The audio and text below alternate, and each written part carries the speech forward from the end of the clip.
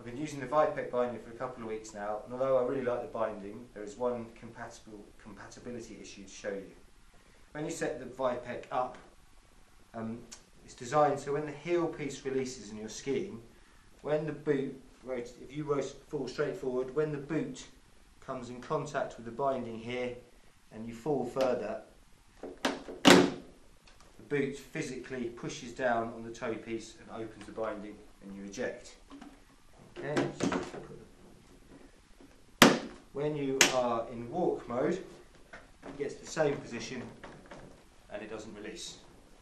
Okay, that's how it should work. That's how it does work. If you've got a particularly low profile boot like this one, when you are in ski mode and you fall forwards, it doesn't release. Okay, so you're kind of trapped in the binding if you've got no lateral forces to help you get out the binding. So what Dynafit did is they have different shaped inserts here.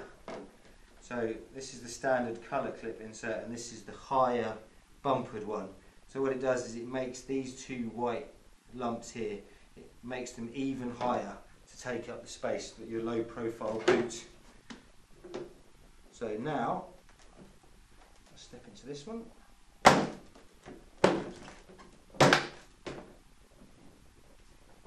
get it in there like that, okay.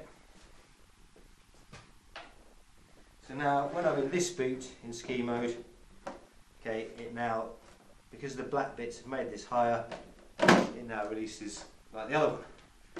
All fine, except when I'm in walk mode,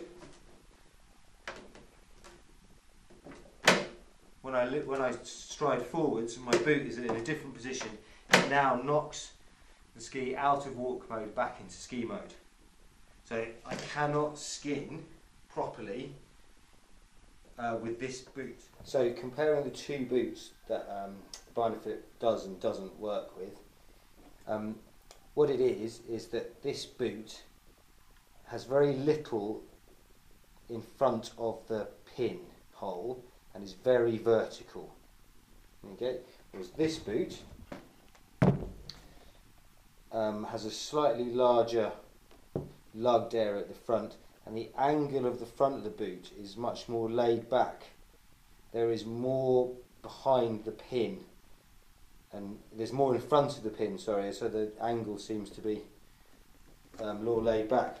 I've seen this, what they describe this as is that on this boot the pin is being moved back.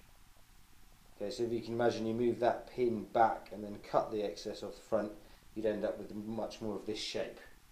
Okay, so this problem, from reading around, and I've actually seen some information now which on the Wild Snow blog, which might come from, which comes from Fritchie, I can't find it on Fritchie's website, is that it just affects the TLT6 and the Scarpa Alien, which are the two, quite common, really lightweight, race-inspired boots.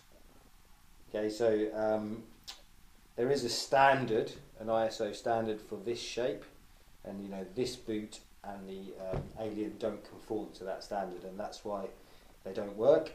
Fritchie have already said that they're going to release a new shape of toe bump, that plastic clip that goes on the front.